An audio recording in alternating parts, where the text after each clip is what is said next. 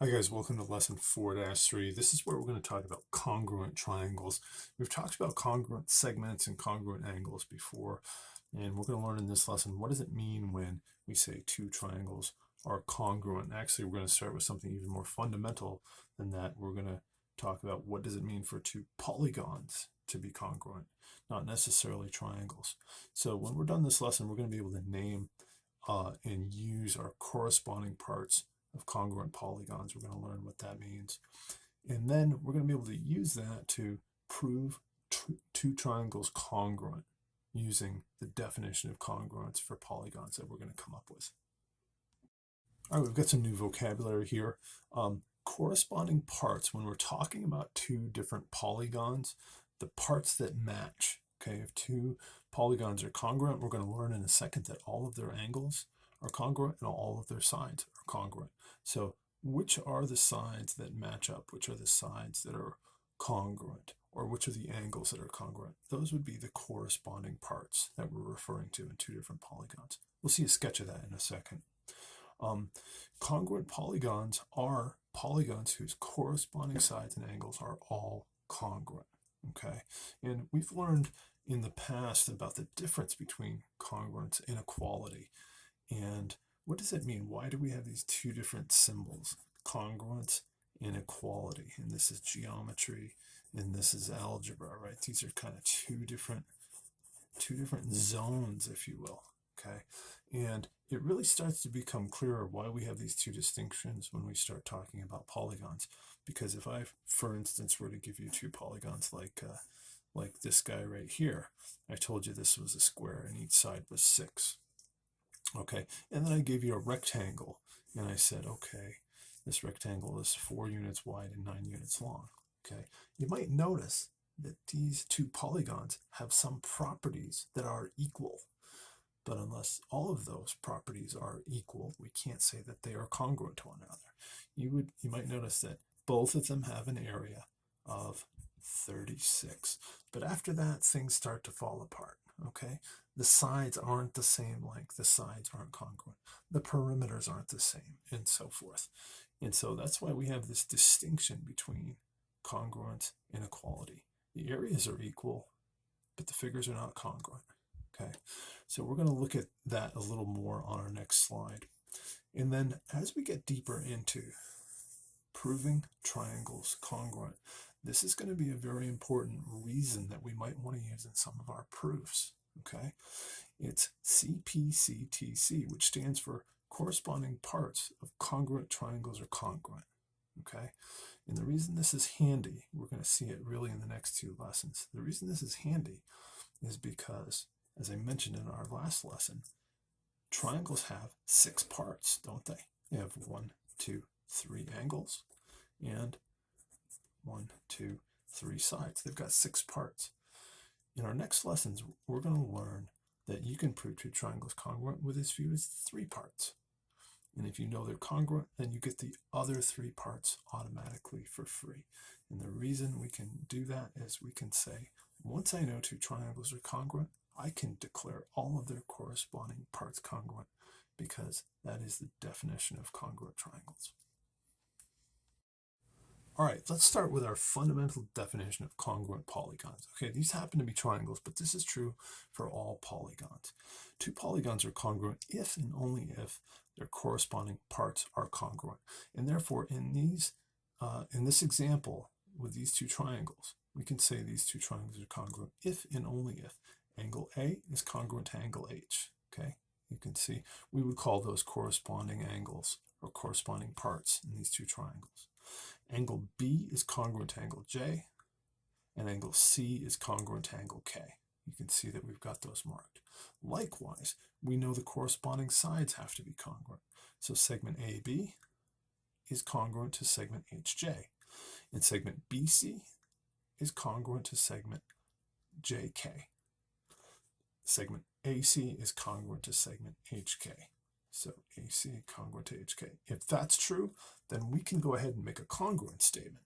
Okay, we're going to declare that these two triangles are congruent. Now notice the order of the letters, is very important.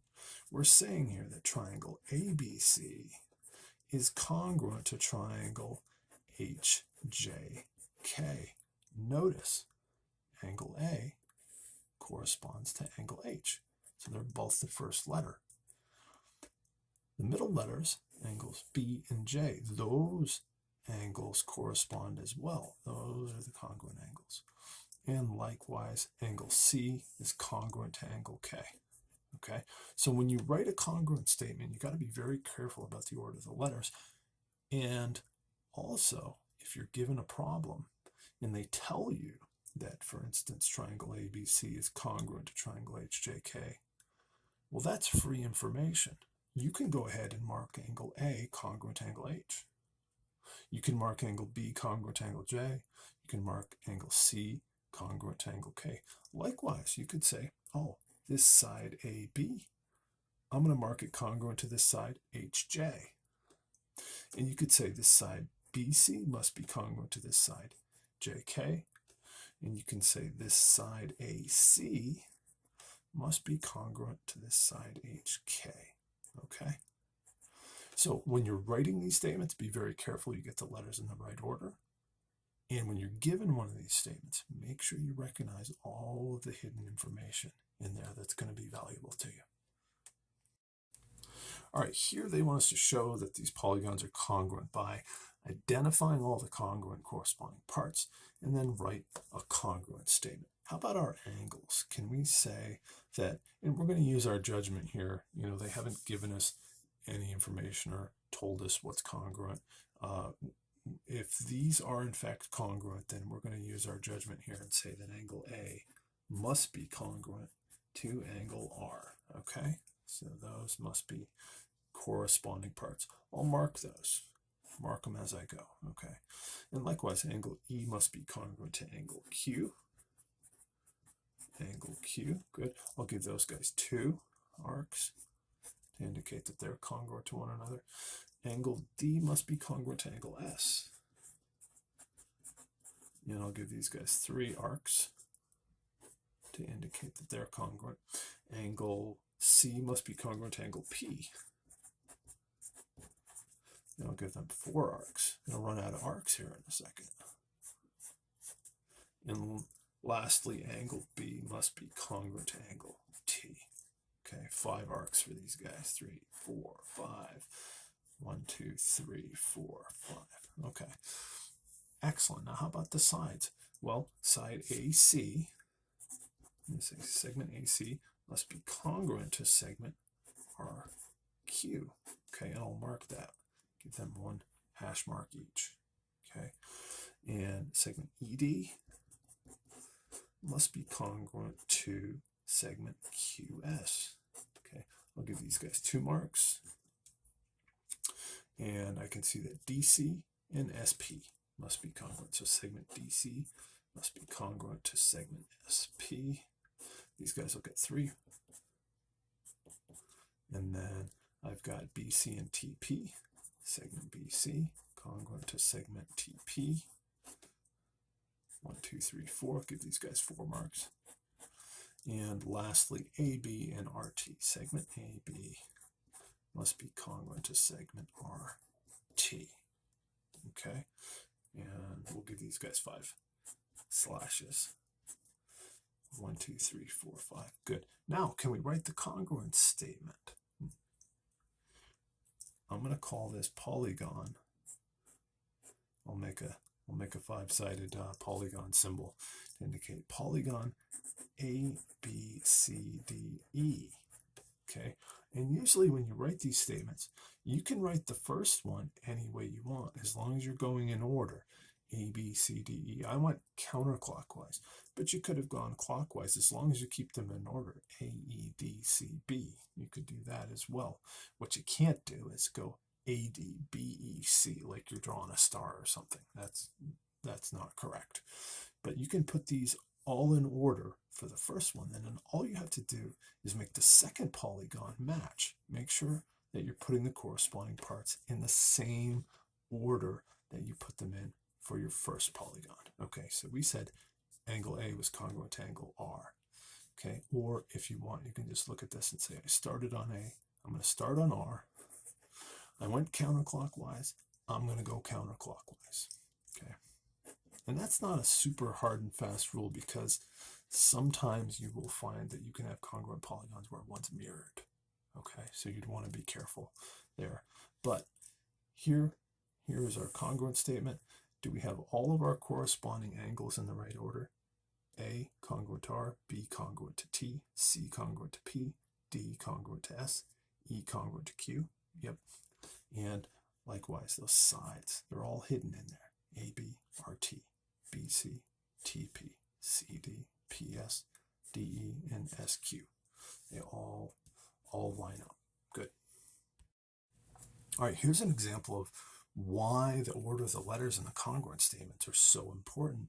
In this diagram, they tell us that triangle ITP is congruent to triangle NGO. Could we find the values of X and Y? Okay, well, if these triangles are congruent, I need to know which angles correspond to which. And I actually wouldn't know unless it were for the congruent statement. Okay, so I know from this congruent statement that angle I is going to be congruent to angle N. I'm going to go ahead and mark that. That's free information. Angle I congruent to angle N. Good. And likewise, angle T is congruent to angle G.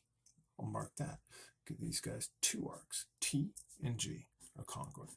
Now I know what the corresponding parts are. Okay, and angle P congruent to angle O. Give these guys three arcs. All right, and we're all set. I think we can go ahead and figure out the values of X and Y. How am I going to do that? Now that I know these two angles are congruent, I know they're going to have the same measure, right? So 40 will have to equal 6y minus 14. Could I pull an equation out of that? Absolutely. Let's add 14 to both sides. And I get 54 equals 6y. We divide both sides by 6. And we get 9 equals y. Okay, hopefully you guys can still see me writing down there. All right, so we got y. That's good. Y equals 9. Can we find x? Okay. Well, if all these angles are congruent, then we've got some corresponding sides that are congruent as well. Notice IT congruent to NG. IT congruent to NG. Well, if these sides are congruent, then these expressions must have equal value. So I can say 7.5 must equal x minus 2y. Oops, two unknowns. Except we already found one of them, right? So we know y. We can plug that in. 7.5 equals x minus 2 times 9. Okay? So we get 7.5 equals x minus 18. We'll add 18 to both sides.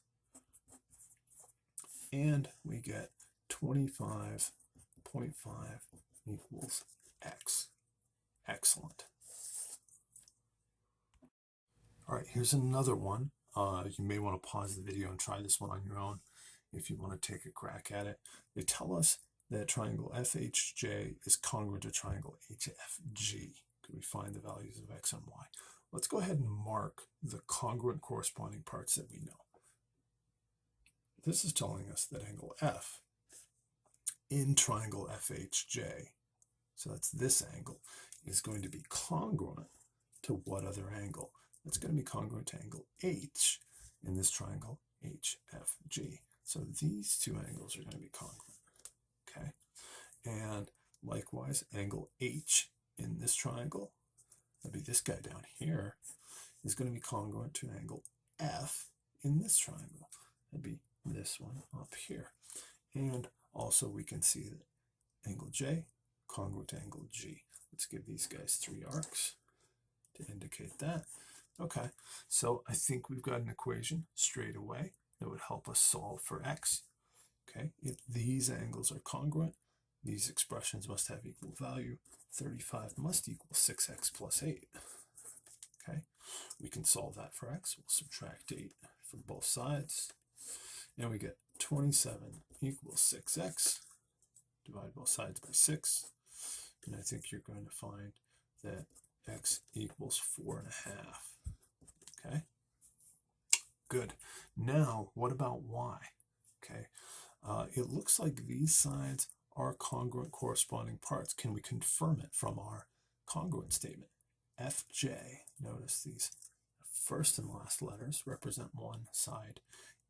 They must correspond to HG in the other triangle. So Fj, HG. Good, let's mark it. Mark them congruent, and then hopefully you see the equation. If these sides are congruent, then these expressions must have equal value. 2.5 must equal 2y minus 3. Good. Let's add 3 to both sides. I get 5.5 equals 2y, and we can divide both sides by 2. We get 2.75 equals y. Excellent. All right, here's a great new theorem that can help you out. You're going to have some free information available to you when it looks like you're lacking information if you know third angles theorem. Third angles theorem basically tells us that if two angles of one triangle are congruent to two angles of a second triangle, then we know the third angles of those two triangles must be congruent to one another. If you're given this information, you can go ahead and mark angles A and L congruent. They'll have to be. Why? Well, these two angles add up to a certain value. And that means that this angle is 180 minus the sum of these two. These two angles add up to the same value. And that means that this angle must be 180 minus the same value. And therefore, these two angles have to be congruent. If you know two angles and two triangles are congruent, the third angles have to be congruent. Okay, in this problem, we've got a drawing of a tower's roof is composed of congruent triangles, all converging at a point at the top. If angle IJK is congruent to angle IKJ, okay, IJK, I'm going to mark that, congruent to angle IKJ. Good. And the measure of angle IJK is 72. Could I find the measure of angle JIH? Okay, that's this angle right in here. Okay, let's highlight that. That's what we're after. Okay, well, how would we do that? Totally different triangle. I don't know any of the angles in that triangle. But what did they tell us about this tower? It's composed of congruent triangles. And therefore, if I knew this angle up here, I would know that angle. They're going to be congruent parts. They're corresponding parts of congruent triangles, right? Okay, well, let's come back down here to what we know. Angle J is 72, but we also said this angle was congruent. They told us that. So this must be 72 degrees as well. Shall we call this guy X? And we can find X, right, using triangle sum theorem. X plus 72 must equal 180. Okay, so X plus, when we combine like terms, we get 144. That's gross. Equals 180. I can subtract a gross from each side, right? And I'll get X equals 36. Okay, well, if this angle's 36, guess what?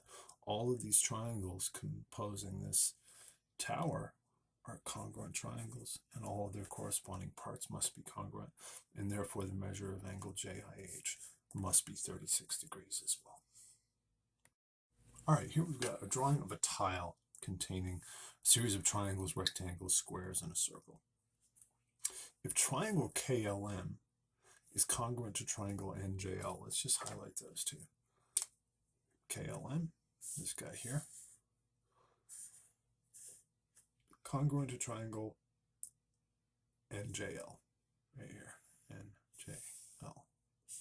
Okay, and they're telling us that angle KLM, so KLM, this angle, is congruent to angle KML, KML over here. Okay, and the measure of angle KML is 47.5 degrees, so this guy's 47.5. We got a mark there. Find the measure of angle LNJ, LNJ, so that's this angle up here. We'll just mark that in blue. That's what we're after. Well, if these triangles are congruent, then their corresponding parts are going to be congruent, and that means that angle K and N should be congruent to one another. So if I can find angle K, then I'll know angle N. Since these two are congruent, then angle KLM must also be 47.5 degrees. Okay, and we can call this X, and we can say that X plus 47.5 plus 47.5 must equal 180, just using our triangle sum theorem, right? So we get X plus, when we add those together, we get 95. And we can subtract 95 from both sides, and we're going to get X equals 85 degrees. Well, if that angle is 85, then this angle is 85 as well, because those triangles are congruent.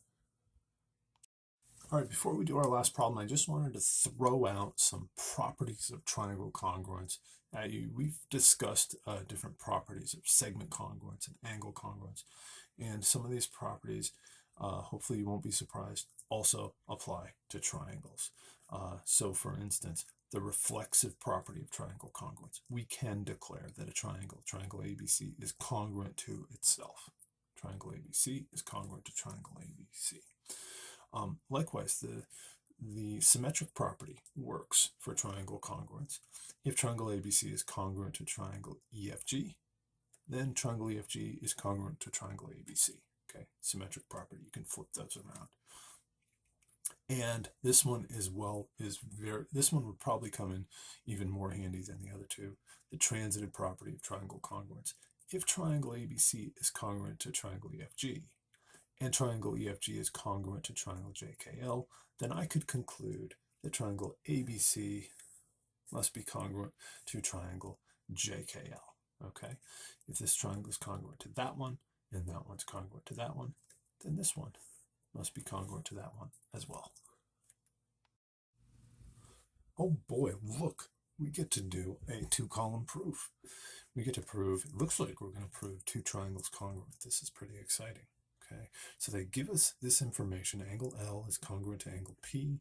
Segment LM is congruent to segment PO.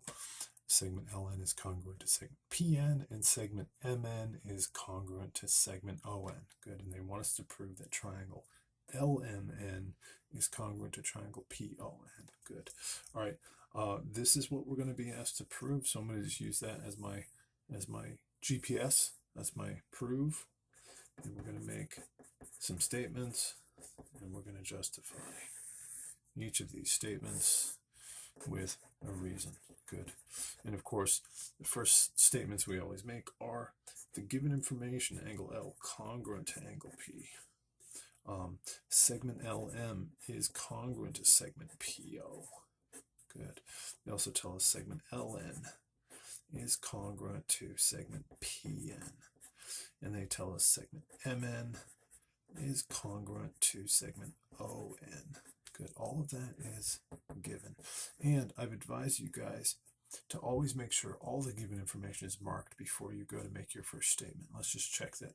Make sure that it all is angle L congruent to angle P. We've got that marked. Segment LM congruent to segment PO. That is marked. Good with these hash marks. Segment LN congruent to segment PN with the double hash marks. That is noted. And segment MN congruent to segment ON with the triple hash marks. We've got that noted. Excellent. So if you look at these two triangles, remember we said triangles have 6 components, right? 3 angles and 3 sides. We've got 4 of those 6 components already proven congruent. So we only need 2 more. We've got this angle M that presumably should be congruent to angle O. And this angle here, LNM, should be congruent to angle PNO. Okay. Well, where do you want to go first with this proof? I think we can pick up one of these pieces, one of these missing pieces, fairly easily. I'm going to give you a hint. It's that angle right there, congruent to that angle. Hopefully we remember that angle LNM is going to be congruent here to angle PNO. Oops, I forgot my angle symbol. And the reason Well, these are vertical angles, right? All vertical angles are congruent. Excellent. Okay, so how do we get this last piece? How do we prove that angle M is congruent to angle O? Okay, I'm going to go ahead and say it. Angle M is congruent to angle O. Do you know what my reason is? Give that 3 arcs. My reason is third angles theorem. Remember that one we talked about? If you have 2 triangles and 2 angles in one triangle are congruent to 2 angles in another triangle, the third angles must be congruent to one another. Good. All right, if I now know that angle M is congruent to angle O, that tells me that I've got all 6 components of this triangle corresponding congruent to all 6 components in that triangle. So I'm going to go ahead and say that I've arrived at my destination. Triangle LMN is congruent to triangle PON. And my reason? That's what we started out this lesson with. That is our definition of congruent polygons. Okay, since that matches that, I'm going to say QED, and our proof is done. That wasn't that painful, was it? All right, thanks for watching, guys. I hope you found this helpful. This is just the beginning of triangle proof, so if you found this interesting, our next 2 lessons, we're going to find some faster ways to prove triangles congruent. What if I told you we could prove triangles congruent if we had as few as 3 of the 6 components? That's what we're going to look at in the next few lessons. Thanks again. Look forward to doing these problems with you guys.